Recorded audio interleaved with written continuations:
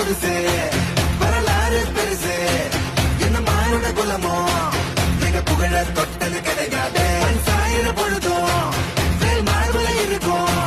எந்த எதிரியும் வாழும்